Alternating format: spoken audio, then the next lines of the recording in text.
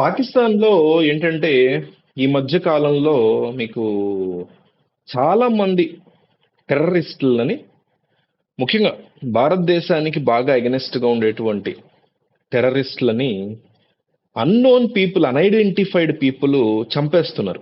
పాకిస్తాన్ యొక్క బోర్డర్స్‌లో గాని, అట్లాంటి ప్రాంతాల్లో. ఎవరు చంపుతున్నారో తెలియట్లా.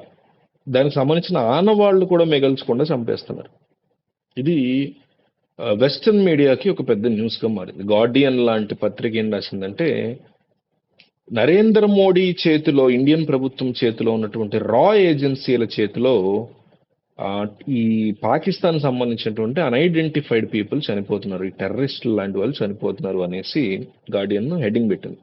హెడ్డింగ్ పెట్టి లోపల ఏం రాసిందంటే, ఎటువంటి ప్రూఫ్స్ లేకుండా చనిపోతున్న వాళ్ళందరూ కూడా టెర్రరిస్టులు, అందులో ఇండియా మీద పడే టెర్రరిస్టులు కాబట్టి ఇండియన్ రా ఏజెన్సీ చేయిస్తోందని మేము అనిపిస్తోంది, అనుకుంటున్నారు, పాకిస్తాన్ కూడా అనుకుంటుంది అనేసి అనుకుంటున్నారు అనేసి రాసుకొచ్చారు. అంతే. గార్డియన్ దగ్గర కానీ, పాకిస్తాన్ దగ్గర కానీ ఒక రకమైనటువంటి ప్రూఫ్ అనేది మనకి ఎక్కడ కనిపించట్లా. వీళ్ళు ఇట్లా చేస్తున్నారు అనుకుంటున్నారు, అందరూ అనుకుంటున్నారు, అన్ని ఎలిగేషన్స్. కానీ నిజానికి చంపుతోంది రా ఏజెన్సీస్ అనే అనుకుందాం. దాంట్లో తప్పే ఉంది. టెర్రరిస్టులను చంపడం తప్పే ఉంది. ఇండియాకి సంబంధించిన టెర్రరిస్టులను పాకిస్తాన్ వాడు చంపినా, పాకిస్తాన్ సంబంధించిన టెర్రరిస్ట్ ఇండియా వాడు చంపినా, లేదు ఎవరి టెర్రరిస్టులను వాళ్ళే చంపుకోవాలి నిజానికి. ఎందుకంటే మన దేశం యొక్క పరువు తీయటం, వేరే వాళ్ళ దేశానికి వెళ్ళి మన దేశం సంబంధించిన ఏదో అంశంలో వాళ్ళ దేశంలోకి చొచ్చుకుంటూ వెళ్ళి అక్కడ వాళ్ళని చంపడం, బాధ పెట్టడం. పౌరులు అక్కడైనా పౌరులు, ఎక్కడైనా పౌరులే కదా. ఎవరిని అట్లా చేసినా డెఫినెట్లీ సపోర్ట్ చేయాలి. కానీ గార్డియన్ పత్రిక అంటే వీళ్ళ వెర్షన్ ఏంటంటే, అది కూడా కాస్త రేషనల్ వెర్షనే. నిజంగా వాళ్ళు తప్పు చేస్తే వాళ్ళని పట్టుకొని బోన్లో ప్రవేశపెట్టి ఇండియాలో కోర్ట్స్లో బుడిదీయడం చేయాలి కదా. ఎంతమంది నేను చేస్తాం అట్లాగా స్పాట్లో వేసేస్తాం అనే ఒక మాస్ యాంగిల్ని ఇండియన్ గవర్నమెంట్ చూపిస్తోంది కావచ్చు. విచ్ ఈజ్ ఆల్సో లీగల్గా చూసుకున్నా, ఎథికల్గా చూసుకున్నా తప్పే. కానీ వాళ్ళు టెర్రరిస్ట్లో చేస్తున్నట్టు మనం కూడా చేయకూడదు కదా అనేది ఇక్కడ పాయింట్. అదొక డిబేటబుల్ పాయింట్. నేను అది కంక్లూడ్ చేయట్లా, దాని గురించి తర్వాత మాట. అయితే దీంతో ఏ మాటల్ని గార్డియన్ పత్రిక అనుసంధానం చేస్తుందంటే, రాజ్నాథ్ సింగ్ రీసెంట్ గా మాట్లాడిన ఏమనంటే, గుస్కే మారుంగా అంటే ఎవరైతే ఇండియా మీద టెర్రరిస్ట్ యాక్టివిటీలు చేసేసి మళ్ళీ వాళ్ళ సాయిల్లోకి పారిపోతారో, మేము ఆ సాయిల్లోకి ఎంటర్ అయ్యి వాళ్ళని పట్టుకుని కాలుస్తాము, మేము అందులో వదిలే ప్రసక్తే లేదు అనేసి.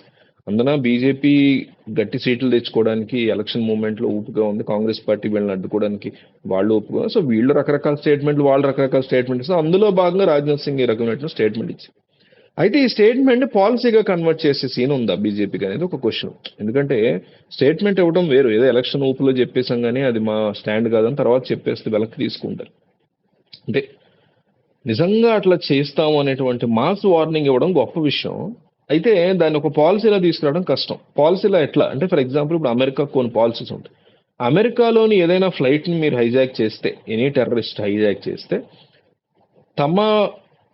తమకు సంబంధించినటువంటి జనాభా కదా ఉంటారు, అమెరికన్ జనాభా లేదా మిగతా దేశాల జనాభా ఉంటారు. దాంట్లో వాళ్ళను వదిలేసుకుని ఆ ఫ్లైటే మేము నాశనం చేస్తాం, మీ టెర్రరిస్టులు అందరూ పోతారు తప్ప మేము వెనక్కి తగ్గి, మేము వెనకడుగు వేసి ఏ రకమైనటువంటి డిస్కషన్స్, కాంప్రమైజ్లో ఇట్లాంటివి ఉండవు అనేది అమెరికా తీసుకున్న పాలసీ కొన్ని సంవత్సరాల క్రితం. అట్లాంటి అంటే 9/11 తర్వాత తీసుకున్నారు.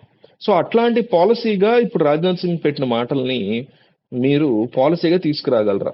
అది కదా దమ్ము. నిజంగా తీసుకురావాలని కోరుకుంటున్నాను. ఎందుకంటే ఒక దేశం సంబంధించిన టెర్రరిస్టులు మా మీద అటాక్ చేస్తే, మా దేశం మీద, మీ దేశంలోకి వచ్చి మేము వాళ్ళని పట్టుకుని వెలికి తీసి వాళ్ళని అక్కడ చంపుతాం అనేసి చెప్పడం అనేది చాలా పెద్ద స్టేట్మెంట్. ఎందుకంటే ఆ దేశం లోపలికి కదా ఎంటర్ అయ్యేది. ఒక దేశంలోకి వేరే దేశం సంబంధించిన రా ఏజెన్సీస్ వెళ్ళడం. ఇండియాలోకి పాకిస్తాన్ టెర్రరిస్ట్ ఎవడో పారిపోయి వచ్చాడు, పాకిస్తాన్ మీద ఇండియన్ టెర్రరిస్ట్ ఒకడు పాకిస్తాన్ మీద దాడి చేసి పారిపోయి ఇండియాలోకి వచ్చాడు అనుకోండి, వాడిని పట్టుకోవడానికి పాకిస్తాన్ ఏజెన్సీస్ ఇండియాలోకి రావడం అంటే ఇండియా పరువు పోయినట్టు. ఎందుకంటే మనం పట్టుకున్న వాళ్ళకి అప్పచెప్పాలి నిజానికి. సో అట్లా పాకిస్తాన్ కనుక చేయకపోతే మేము చేస్తామనే పాలసీని తీసుకురాగలరా? తీసుకొస్తే మాత్రం డెఫినెట్లీ ఇండియన్ గవర్నమెంట్కి దండం పెట్టచ్చు. అట్లాంటివి చేయాలని కోరుకుంటున్నాను నేను కూడా. బట్ అన్ని ఆస్పెక్ట్స్ చూసుకుని ఎథికల్గా, మోరల్గా, రేషనల్గా ఆలోచించి అన్ని విషయాల గురించి థింక్ చేసి డిస్కస్ చేసి తీసుకురావాలి అనే తప్ప ఒక హీరోయిజం చూపించుకోవడానికి, ఓట్లు వేయించుకోవడానికి చేయకూడదని. సో ఈ అంశంలో రాజ్నాథ్ సింగ్ స్టేట్మెంట్ సపోర్ట్ చేస్తూనే ఎలక్షన్ టైంలో చేయడమే కాకుండా పాలసీగా దాన్ని కన్వర్ట్ చేయాలని కోరుకుంటున్నాను.